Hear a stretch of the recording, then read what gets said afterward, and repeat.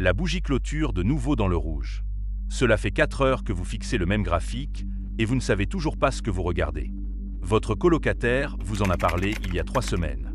Il a déjà doublé sa mise. Vous avez 400 $ sur un compte Coinbase et un téléphone rempli de captures d'écran de discussions Reddit que vous ne comprenez pas entièrement.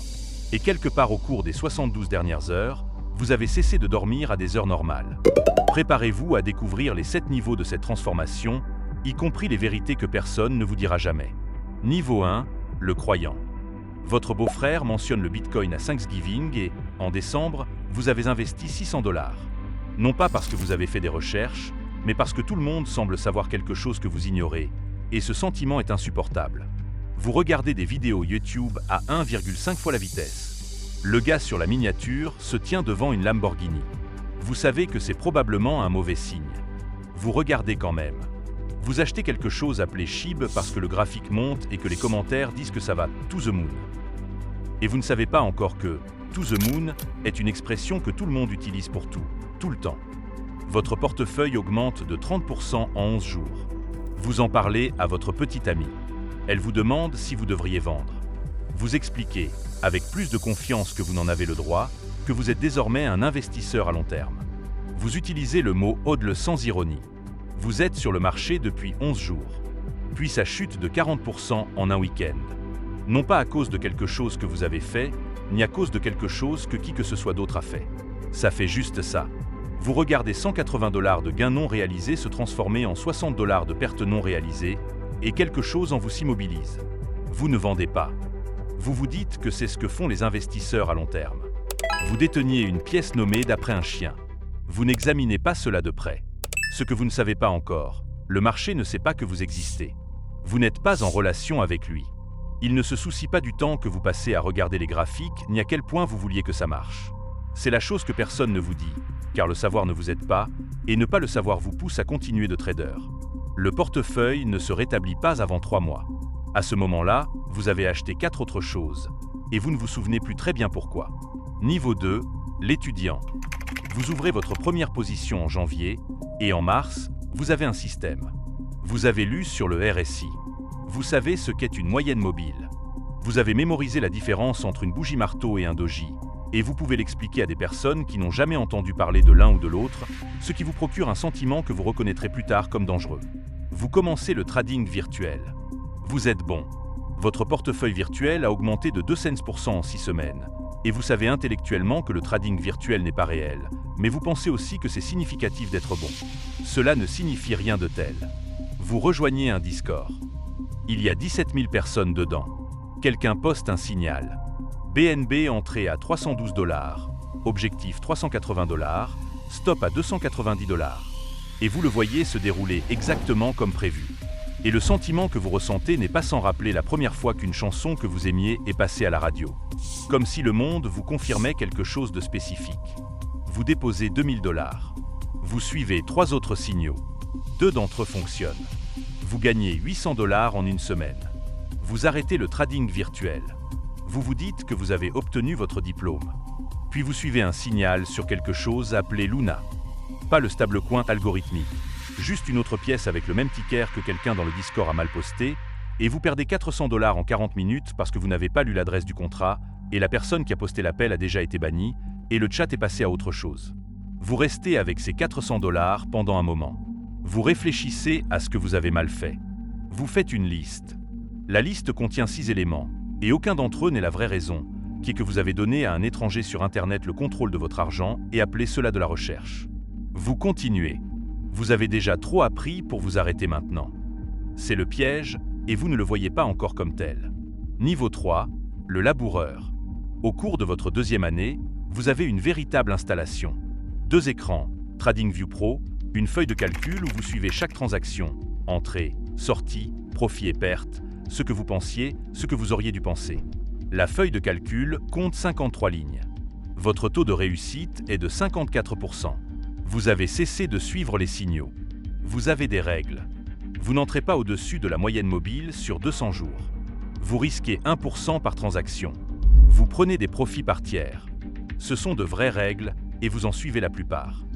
Et les mois où vous les suivez toutes, vous faites mieux. Ce qui devrait être une leçon, mais n'en est, d'une certaine manière, pas tout à fait assez.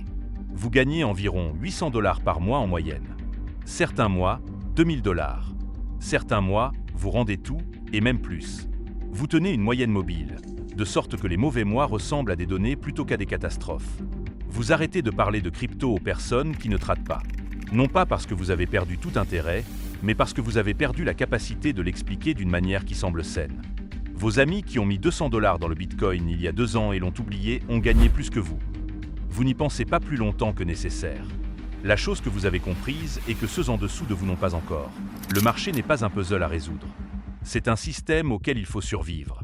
L'avantage n'est pas d'en savoir plus. L'avantage est de perdre moins les jours où ça va contre vous. Vous l'avez appris à la dure à 3 h du matin un mardi, quand vous avez maintenu une position à effet de levier lors d'une annonce inattendue de la Réserve fédérale et que vous avez vu 3 400 $ devenir 800 $ le temps de manger un sandwich. Vous avez mangé le sandwich quand même. Vous n'aviez pas l'estomac pour ça. Vous l'avez mangé quand même. Votre mère vous demande si vous faites toujours le truc de la crypto. Vous dites oui. Elle demande si ça se passe bien. Vous dites que ça va. C'est vrai et pas vrai simultanément. Comme la plupart des choses. Niveau 4, l'opérateur. Vers le 22e mois, vous cessez de réagir au mouvement de prix. Non pas parce que vous êtes discipliné, mais parce que vous avez été suffisamment échaudé pour que les terminaisons nerveuses ne réagissent plus de la même manière. Une fluctuation de 12 000 $ dans votre portefeuille sur un week-end ressemble désormais à la météo. Une météo inconfortable, mais la météo quand même. Vous gérez environ 80 000 $ sur plusieurs positions. Vous avez une thèse pour chacune d'elles. Pas ça va monter. Une vraie thèse. Métrique on-chain, déblocage de tokens, revenus de protocole, timing narratif. Vous savez quel portefeuille surveiller et vous avez des alertes configurées pour quand il bouge. Vous avez cessé de penser à ce que vous voulez que le marché fasse et avez commencé à penser à ce qu'il va faire, quoi que vous vouliez. Les gens dans le Discord vous demandent maintenant des signaux. Vous leur en donnez quelques-uns. Avec prudence. Ils fonctionnent la plupart du temps. Et ceux qui ne fonctionnent pas vous font plus mal qu'aux personnes qui les ont suivis. Parce que vous portez le poids de l'argent des autres comme une chose physique. Vous avez une routine matinale. Vous vérifiez les taux de financement avant de vérifier quoi que ce soit d'autre. Vous avez une liste de choses que vous ne faites pas. Pas de même coin après un rallye général du marché. Pas d'effet de levier le vendredi. Pas de trading la première heure après une annonce majeure. Ces règles sont nées de pertes spécifiques. Les pertes sont leur propre forme de scolarité. Et vous l'avez payé. Et le diplôme est une liste d'interdictions. Votre petit ami vous demande de venir au lit. Vous lui dites que vous avez juste besoin de 20 minutes de plus. C'est la 8e fois cette semaine que vous dites cela. Elle va se coucher. Vous restez. Ce n'est pas le moment où cela vous a coûté quelque chose. Ce moment s'est déjà produit en silence quelques semaines auparavant, quand elle a cessé de demander sur quoi vous travaillez. Vous n'êtes pas encore riche, mais vous êtes sérieux.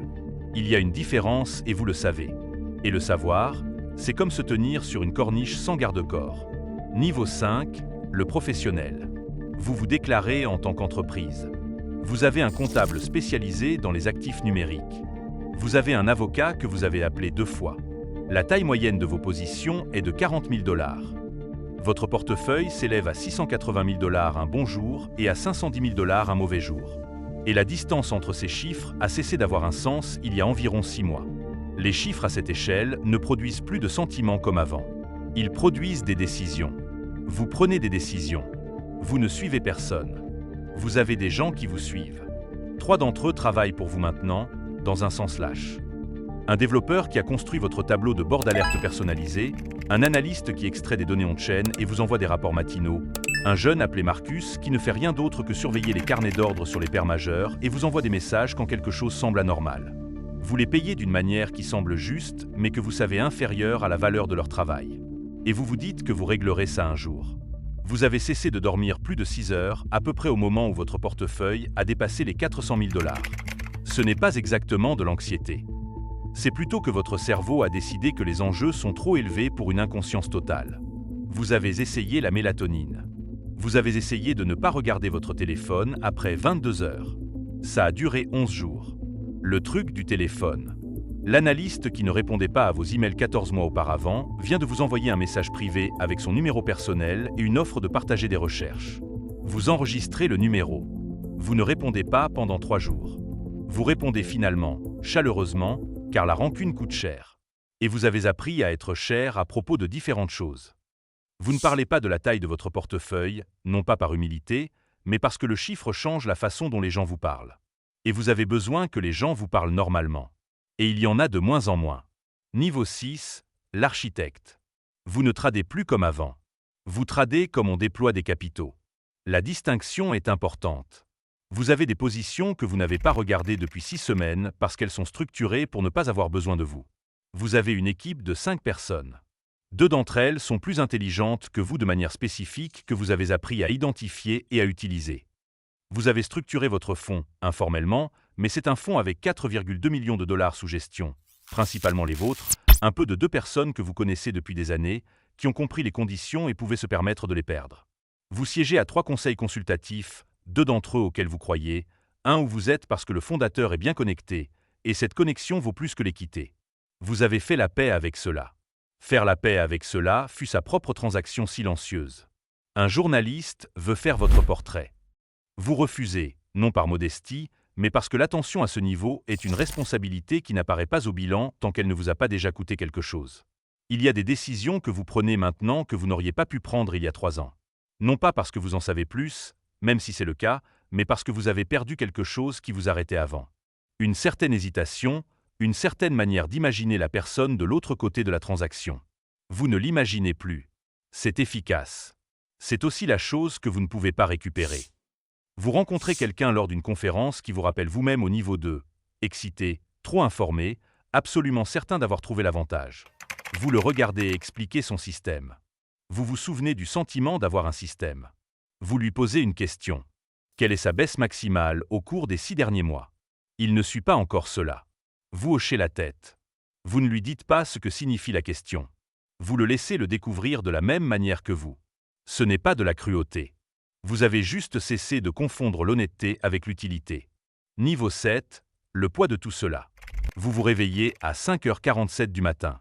Non pas à cause d'un réveil. Le réveil est réglé pour 6h15. Votre corps a cessé d'attendre le réveil vers la 4e année. Le marché est stable. L'Asie a clôturé stable. L'Europe ouvre stable. Vous vérifiez 3 graphiques de la même manière que vous vérifiez votre téléphone dans une salle d'attente. Pas pour des informations, juste pour avoir quelque chose à faire de vos mains. Vous avez 11 millions de dollars déployés sur cette stratégie. Sur le papier, c'est un succès. Sur le papier, vous avez réalisé ce que vous vous étiez fixé, plus plusieurs choses que vous ne saviez pas devoir viser. La version papier de votre vie semble correcte. Vous vous préparez une tasse de café, la même marque que vous commandez depuis 5 ans, depuis que vous l'avez trouvée, avez décidé qu'elle était bonne et avez cessé d'en essayer d'autres. Vous en buvez la moitié, debout à la fenêtre de la cuisine, regardant la lumière se lever sur le parking d'en face.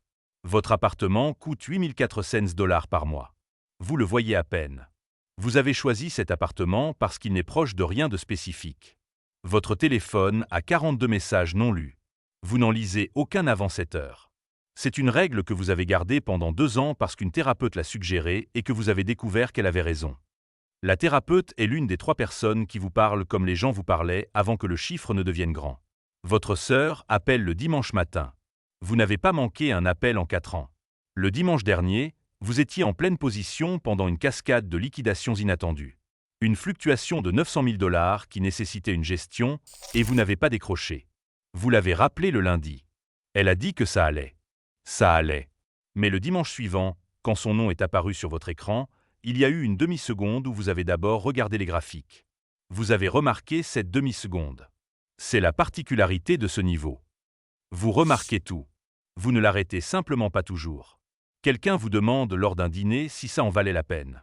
Ils le disent avec désinvolture. Ils posent la question comme les gens posent des questions auxquelles ils s'attendent à des réponses simples. Vous leur dites oui. Vous le dites rapidement, comme vous avez appris à dire les choses que vous avez cessé d'examiner. Vous tendez la main vers votre verre d'eau. Dehors, la ville fait ses bruits habituels. Quelque part, une personne est assise devant un ordinateur portable à minuit, regardant un graphique qui monte, ayant l'impression d'avoir enfin trouvé ce qui a du sens. Elle a 600 dollars sur son compte. Elle pense que c'est le début de quelque chose. Elle a raison sur ce point. Le café refroidit. Vous le laissez sur le comptoir. Vous ne l'avez jamais aimé, pensez-vous, pas vraiment. Vous n'avez simplement jamais cessé de le commander.